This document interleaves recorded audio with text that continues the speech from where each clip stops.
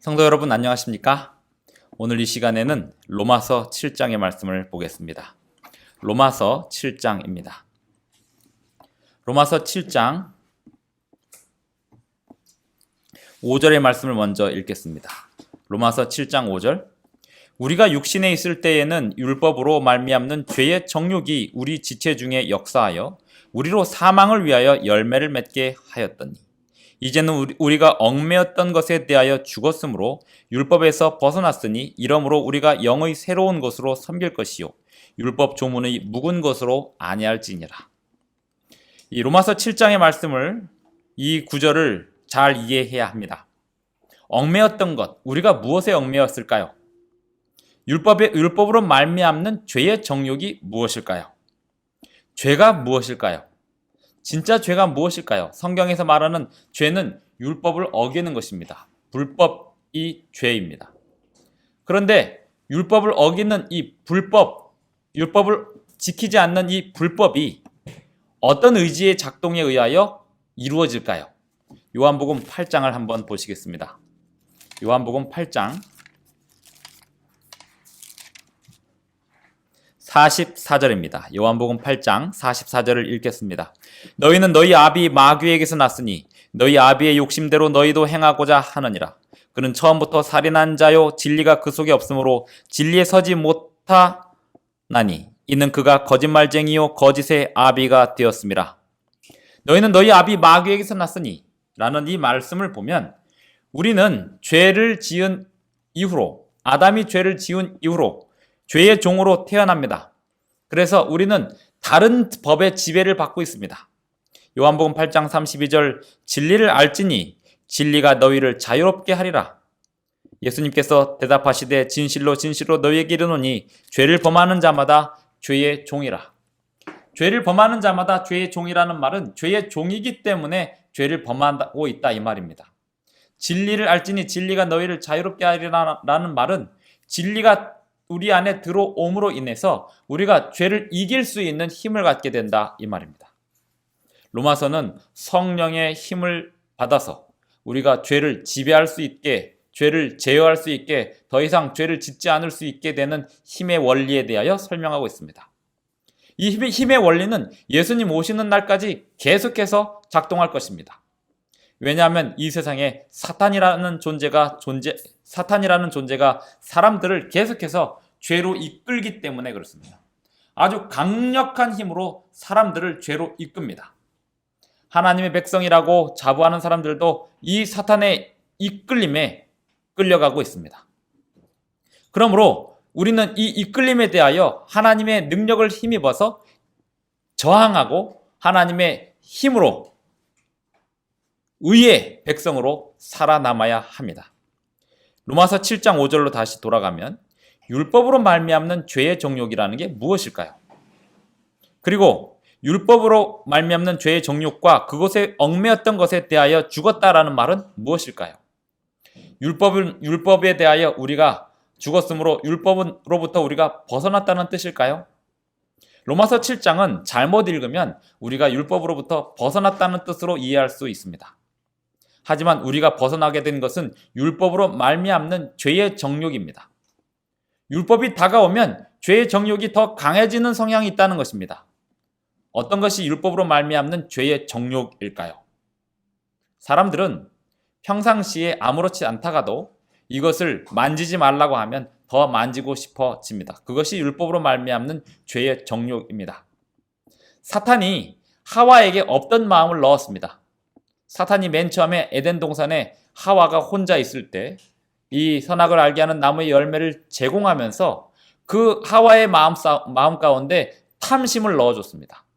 그리고 그 탐심을 어떻게 자극했냐면 하나님이 이것을 먹지 말라고 했느냐라고 하는 질문을 자극하면서 왜 이것을 먹지 말라고 했을까라고 하는 의심을 불어넣으면서 하나님이 먹지 말라고 한 그 율법을 가지고 정욕을 자극시켰습니다. 없던 정욕이 생긴 것입니다. 없던 탐심이 생겨난 것입니다. 율법으로 말미암는 죄의 정욕은 율법을 가지고 사탄이 사람의 마음을 시험하는 그 힘이 율법으로 말미암는 죄의 정욕입니다. 모든 사람은 이 힘에 얽매여 삽니다. 그래서 하나님 말씀에 순종하고 사는 것이 점점 힘들게 만들어집니다. 왜냐하면 하나님의 말씀에 순종하고 사는 그 삶이 무엇인지 알면 알수록 죄의 정욕은 더욱더 옥죄이기 때문에 그렇습니다. 하나님의 율법이 무엇인지 알면 그 말씀에 순종할 수 있을까요? 출애굽기 19장을 보면 이스라엘 백성들이 하나님의 율법을 다 순종하겠다고 호언장담하였습니다. 출애굽기 19장을 보겠습니다.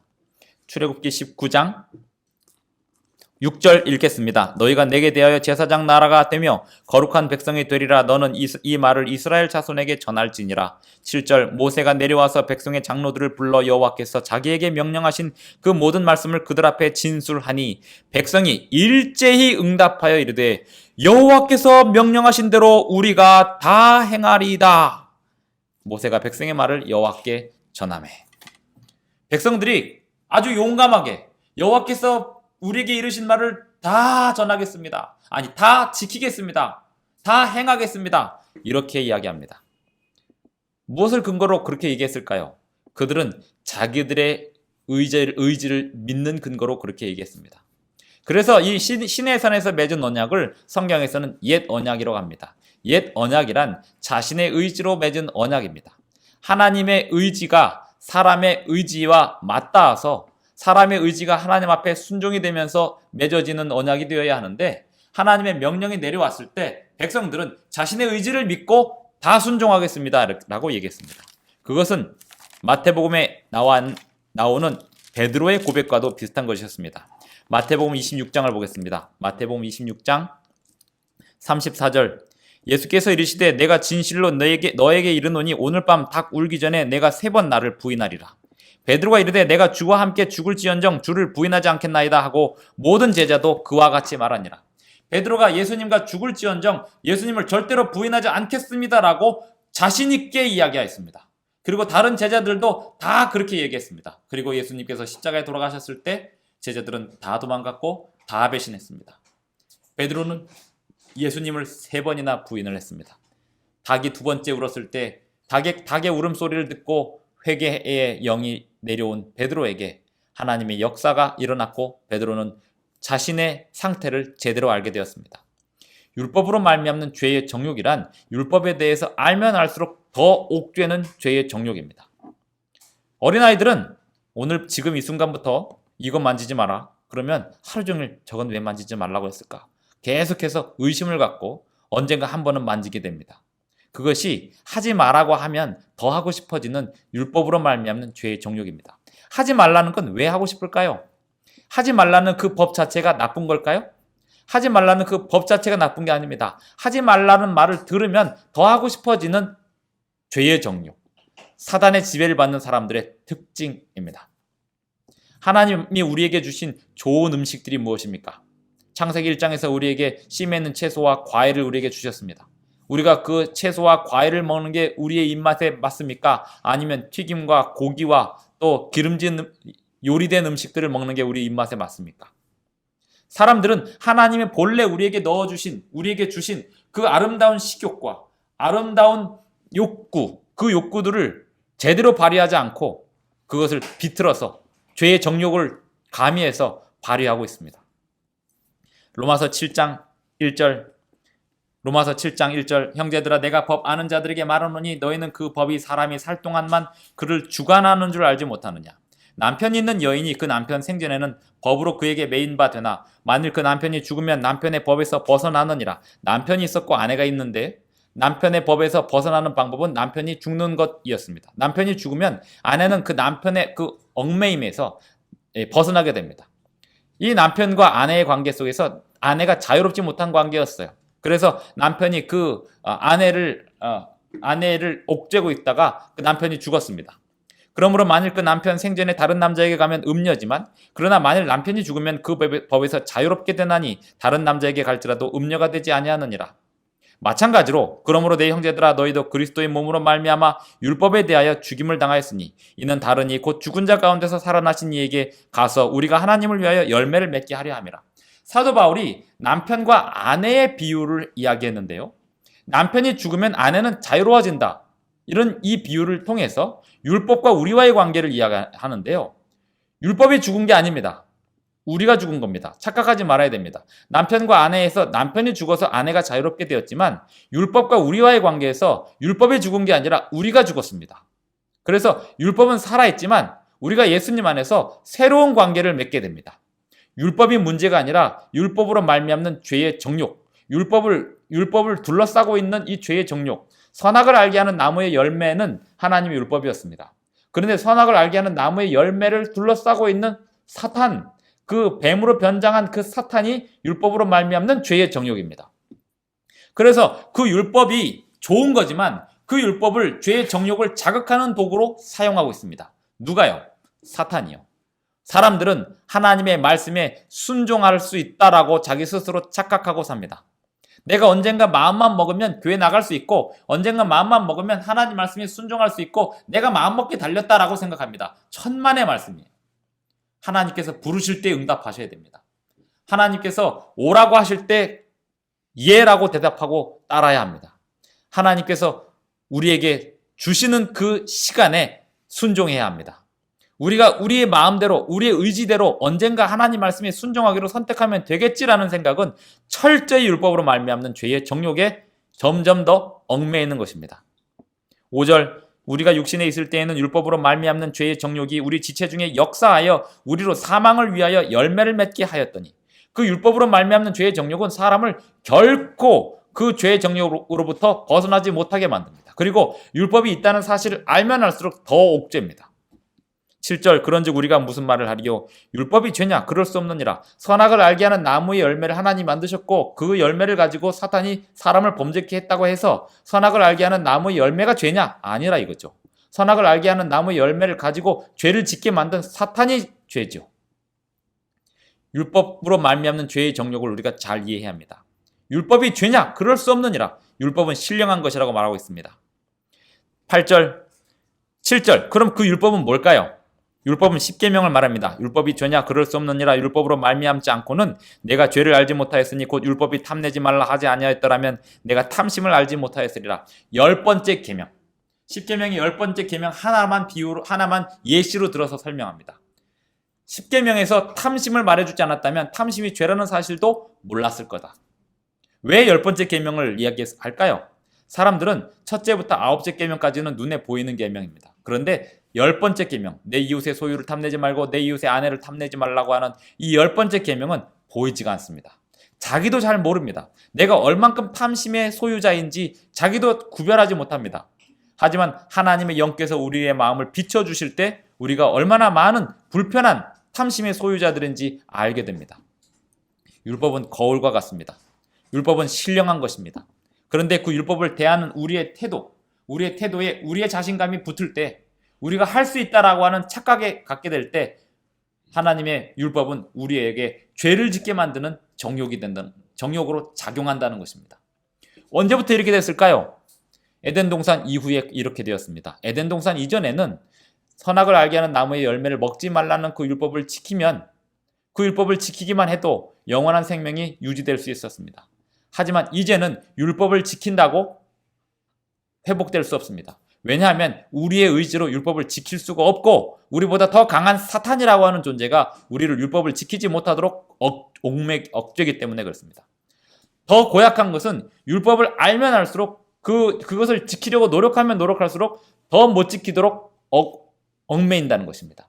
안식일 계명을 잘 아는 사람들은 안식일 계명을 어긴다라고 하는 사실을 사단으로부터 계속해서 정죄를 받습니다. 사탄이 하나님의 백성에게 다가오는 도구가 뭘까요? 율법이라고요. 너는 이 율법에 근거하여 하나님의 백성이 아니다라고 계속해서 자극합니다. 사탄이 활용하는 게 계명입니다. 8절 그러나 죄가 기회를 타서 계명으로 말미암아 내 속에서 온갖 탐심을 이루었나니 계명으로 말미암아 온갖 탐심을 이루었다. 사탄이 계명을 이용해서 탐심을 더 만들어낸다는 것입니다. 안식일을 기억하여 거룩히 지키라고 했더니 왜 이 안식일을 지키라고 했을까? 이렇게 의심을 하는 것입니다. 내 이웃을 사랑하라고 했더니 이웃이 누굴까? 이렇게 의심하는 것입니다. 유대인들은 자신의 이웃이 누구인지를 자기들 나름대로 막 정리해놨습니다. 사마리아인은 사마리아는 이웃이 아니고 이방인은 이웃이 아니고 자기 유대인들 중에도 세리와 창기들은 자기의 이웃이 아니었습니다. 그래서 이웃의 정의를 자기들 나름대로 막 만들었습니다. 그것이 율법으로 말미암는 죄의 정욕입니다. 하나님의 율법은 변함이 없는데 그 율법에 사람의 생각을 칭칭 감아 놓는 것입니다. 그러나 죄가 기회를 타서 계명으로 말미암아 내 속에서 온갖 탐심을 이루었나니 이는 율법이 없으면 죄가 죽은 것임이라. 전에 율법을 깨닫지 못했을 때에는 내가 살았더니 계명이 이름에 죄는 살아나고 나는 죽었도다. 생명에 이르게 할 그 계명이, 로마서의 말씀을 우리가 잘 보셔야 됩니다. 계명 자체는 생명에 이르게 하는 계명입니다. 그런데 그 생명에 이르게 할 그 계명이 내게 대하여 도리어 사망에 이르게 하는 것이 되었도다. 왜요? 죄가 기회를 타서 계명으로 말미암아 나를 속이기 때문에 그렇습니다. 죄가 어떻게 나를 속일까요? 계명을 우리 힘으로 지킬 수 있다. 내가 마음만 먹으면 지킬 수 있다라고 착각하게 만드는 것입니다. 그리고 지키려고 하면 그것을 가지고 비틀고 왜곡시키고 저항하고 막으면서 합리화시키게 만드는 것입니다. 12절 이로 보건대 율법은 거룩하고, 율법은 거룩하다고 하지 않습니까? 계명도 거룩하고 의로우며 선하도다. 율법이 잘못됐다고 얘기하지 않습니다. 율법은 거룩하고 의로우며 선한 것이라고 로마서 7장은 말하고 있습니다. 그런즉 선한 것이 내게 사망이 되었느냐? 그럴 수 없느니라. 율법이 나에게 사망이 되었느냐? 그렇지 않다는 것입니다. 오직 죄가 죄로 드러나기 위해서 선한 그것으로 말미암아 나를 죽게 만들었다. 율법이 존재한다는 그 사실로 인해서 우리가 죄인임을 더 부각시키게 되었고, 사탄은 그 율법을 가지고 다가와서 우리의 죄를 더욱더 확실하게 드러내게 한다는 것입니다. 성령님께서 율법으로 우리의 죄를 비추시는 방법이 있고, 사탄이 우리를 율법으로 죄를 비추는 방법이 있습니다. 사탄의 정죄는 율법을 가지고 계속해서 짓눌러서 하나님께 일어서지 못하도록 만드는 방법을 씁니다. 하지만 성령께서 우리에게 죄를 깨닫게 하시는 그 역할로 율법을 사용하실 때는 율법에 근거하여 우리가 스스로 일어날 수 없는 존재임을 알게 하시고, 그렇기에 예수님의 손을 붙들고 일어나도록 율법을 사용하십니다.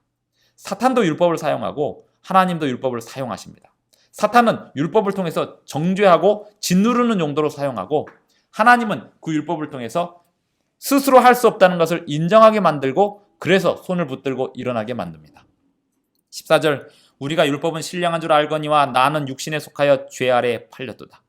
내가 행하는 것을 내가 알지 못하노니, 내가 행하는 것을 내가 알지 못하노니. 이게 굉장히 중요한 말입니다.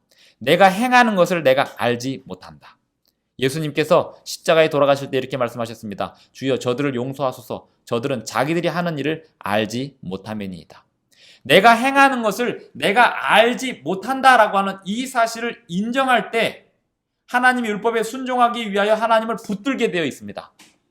내가 행하는 것을 내가 안다. 오죽하면 하나님을 믿지 않는 이방인 철학자가 이런 말을 하지 않았습니까? 너 자신을 알라고요. 소크라테스가 했던 그 말은 오늘 그리스도인들에게도 똑같이 해당되는 말입니다. 우리 자신을 알아야 됩니다. 우리 자신에 대해서 뭘 알아야 될까요? 우리 자신은 하나님의 율법을 지킬 수 없는 존재임. 죄의 정욕으로 완전히 속박되어 있어서, 얽매여 있어서 율법이 아무리 우리 옆에 있어도 율법을 우리 스스로 붙잡을 수 없음을.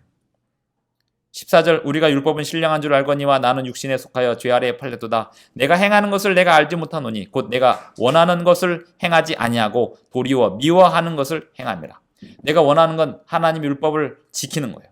그런데 미워하는 건 하나님의 율법을 어기는 그 미워하는 거예요. 그런데 그 미워하는 것을 하게 된다는 말입니다. 공부를 좋아하고 또 선한 일을 좋아하고 그렇게 하지만 실제로 하고 싶은 일들은 오락하고 쾌락을 즐기고 게으르고 이렇게 하게 된다 이 말입니다. 내가 원하는 건 부지런한 삶이고 하나님 말씀에 순종하는 삶이고 교회 출석 잘하는 삶이고 백성들에게 사랑을 끼치는 삶이지만 또 내가 원하지 않는 그 미워하는 사람들을 피하고 핑계대고 게으르고 이렇게 하는 삶을 살게 된다 이 말입니다. 16절 만일 내가 원하지 아니하는 그것을 행하면 내가 이로써 율법이 선한 것을 시인하노니 이제는 그것을 행하는 자가 내가 아니요 내 속에 거하는 죄니라. 내 속에 거하는 죄, 이 말은 사탄에게 지배받는 그 본성입니다.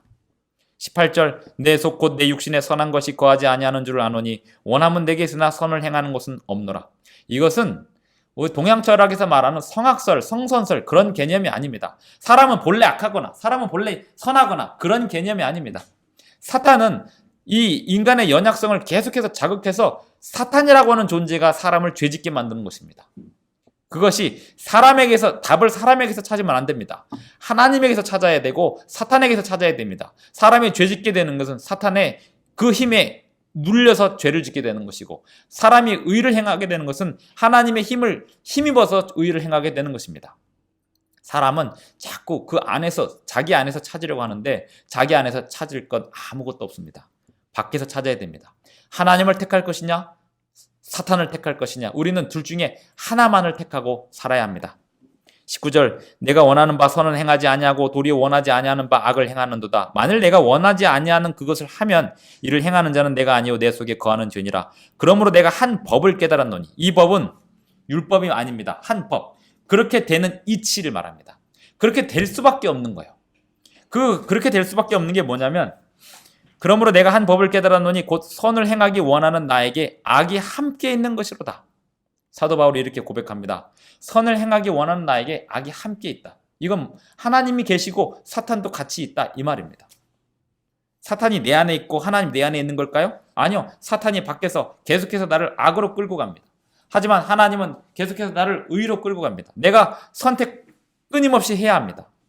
내 속사람으로는 하나님의 법을 즐거워하되 내 지체 속에서 한 다른 법이 내 마음의 법과 싸워 내 지체 속에 있는 죄의 법으로 나를 사로잡는 것을 보는도다. 내 속에 있는 그 죄의 법이 나를 사로잡는다고 표현했지만 사실은 사탄이 우리를 사로잡는 것입니다. 24절, 오호라 나는 곤고한 사람이로다. 이 사망의 몸에서 누가 나를 건져내랴. 우리 주 예수 그리스도로 말미암아 하나님께 감사하리로다. 누가 나를 건져내겠느냐라고 질문한 다음에 대답을 합니다. 우리 하나님이 우리를 건져낼 수 있다. 그런즉 내 자신이 마음으로는 하나님의 법을, 육신으로는 죄의 법을 섬기노라라고 인정합니다. 이 인정은 예수님 오시는 날까지 계속됩니다. 사도행적 562쪽, 사도행적 562쪽에 있는 말씀을 보겠습니다. 우리의 그리스도인적 경험에 있어서 진보의 발걸음마다 우리의 회개는 깊어질 것이다.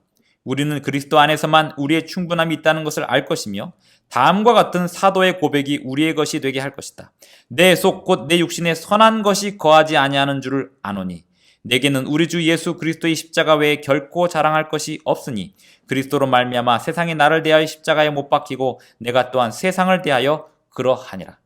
한순간도 자신감을 가지면 안 된다는 말입니다. 어떤 자신감이요? 죄와 의를 다루는 일의 자신감을 말합니다. 우리가 하는 재능에 대한 자신감 말고요. 선과 악을 우리가 스스로 제어할 수 있다. 내가 마음대로 선택할 수 있다라고 하는, 내가 마음대로 선을 행할 수 있을 것이다. 하나님을 선택하고 사탄을 선택하는 건 내가 마음대로 할 수 있는 일이지만 내가 선을 행하는 것과 악을 행하는 것을 내가 선택한다고 되는 일이 아님을 알아야 된다, 이 말입니다. 기록하는 천사들로 하여금 하나님의 백성의 거룩한 싸움의 역사를 기록하게 하며 그들의 기도와 눈물을 기록하게 하라. 그러나 인간의 입술에서 나는 죄가 없다, 나는 거룩하다 하는 선언을 바람으로 하나님께 욕을 돌리지 말라. 성화된 입술은 결코 그와 같은 참남된 말을 바라지 않을 것이다. 나는 이제 더 이상 죄가 없다라는 말로써 하나님의 이름을 망령되이 일컫지 말라는 것입니다. 하나님께 욕을 돌리지 말라는 것입니다.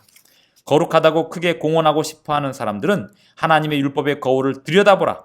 그들의 율법의 원대한 요구를 깨닫고 마음의 생각과 의도를 감찰하는 율법의 일을 깨달을 때 죄 없다고 자랑하지 않을 것이다. 예수님 오시는 날까지 그 누구도 죄 없다고 자랑할 수 있는 사람은 아무도 없습니다. 하나님의 계명을 순종하기를 거절하면서도 거룩하다고 공언하며 저희는 전부 주의 것이라고 선언하며 하나님의 약속들을 요구할 권리가 있다고 주장하는 사람들이 있다. 이 율법을 범하는 자들이 하나님의 자녀들에게 약속된 모든 것을 주장하나 이것은 그들 편에서의 주제넘은 행위이다. 그 이유는 하나님께 대한 참된 사랑은 하나님의 모든 계명을 순종하는 데서 나타난다고 요한이 우리에게 말하고 있기 때문이다. 진리의 이론을 믿고 그리스도께 대한 신앙을 고백하고 예수는 협잡꾼이 아니오 성경의 신앙은 공교하게 만든 우화가 아니라는 것을 믿는 것으로는 넉넉하지 않다. 요한은 이렇게 기록한다. 저를 아노라 하고 그의 계명을 지키지 아니하는 자는 거짓말하는 자요 진리가 그 속에 있지 아니하되 누구든지 그의 말씀을 지키는 자는 하나님의 사랑이 참으로 그 속에서 온전케 되었나니 이로써 우리가 저 안에 있는 줄을 아노라. 그의 계명들을 지키는 자는 주 안에 거하고 주는 저 안에 거하신다. 율법은 거룩하고 신령한 것입니다. 하지만 우리가 스스로 율법을 지킬 수 없습니다. 우리가 스스로 율법을 지킬 거라고 자부하고 확신하는 그 순간부터 사탄은 그 율법을 가지고 우리를 죄의 정욕으로 얽어맬 것입니다. 마치 오늘부터 내가 이 음식을 안 먹겠다라고 선언한 다음부터 더 먹고 싶어지는 것과 똑같습니다. 오늘부터 내가 담배를 끊겠다, 술을 끊겠다라고 내 의지를 자랑하는 그 순간부터 그것을 끊기 위해 엄청난 노력을 하면서 자기 자신과의 싸움을 시작하는 것과도 같습니다. 그것은 율법으로 말미암는 죄의 정욕에 사로잡히기 딱 쉽습니다. 우리가 무엇인가 선을 행하고 악을 버리기 원한다면 성령님의 힘을 힘입어야 합니다. 그리스도 안에서 그리스도께서 우리에게 주시는 힘으로 그 모든 율법의 요구를 이루어지게 해달라고 날마다 기도해야 합니다. 날마다 기도해야 합니다. 에녹은 예수님 직접 대면하는 그날까지 매일매일 동행하였습니다. 우리가 예수님과 동행하는 삶이, 날마다 하나님의 말씀을 묵상하는 삶이 결코 산속에 홀로 거하는 삶이 아닙니다. 에녹은 언제나 하나님과 동행하는 가운데 사람들을 만나러 다녔습니다. 그리고 하나님 말씀을 전했습니다. 그것이 하나님의 말씀을 전하는 삶입니다. 팀내 요한은 사람들에게 하나님의 말씀을 증거하는 삶으로 살았습니다. 그가 비록 광야에 살았지만 언제든지 사람들 있는 곳에서 사람들에게 하나님의 말씀을 증거하는 일로 그의 사명을 다했습니다. 하나님의 말씀을 세상에 증거하는 삶이 하나님과 동행하는 삶입니다. 그렇게 동행하는 가운데 하나님의 뜻을 이루고 하나님의 주신 사명을 이루는 것이 주의 계명을 지키는 길입니다. 스스로 홀로 있을 때 하나님의 계명을 지킬 거라고 착각하지만 그것은 율법으로 말미암는 죄의 정욕으로 가득 찬 실패를 경험하게 될 것입니다. 하지만 하나님이 가라고 하는 곳에, 하나님이 있으라고 하는 곳에 마치 슬기로운 다섯 처녀처럼 그릇에 기름을 담고 신랑이 오기 위하여 오면 밝힐 등을 가지고 등을 밝히고 있는 사람들처럼 주님이 주신 달란트의 재능을 배가시키면서 이 세상에서 장사하면서 사람들에게 복음을 증거하는 사람들처럼, 양의 무리들처럼 다른 사람들에게 봉사하는 가운데 이 세상을 환히 밝히는 그러한 일로 주님의 주신 사명을 감당하는 사람들이 주의 계명을 진정으로 순종하는 사람들입니다. 하나님 율법은 신령하고 거룩한 것입니다. 우리는 그 율법을 우리의 힘으로 지킬 거라고 착각하는 죄의 정욕에서 벗어나야 합니다. 사탄은 매우 강합니다. 하지만 하나님은 그 사탄보다 훨씬 강합니다.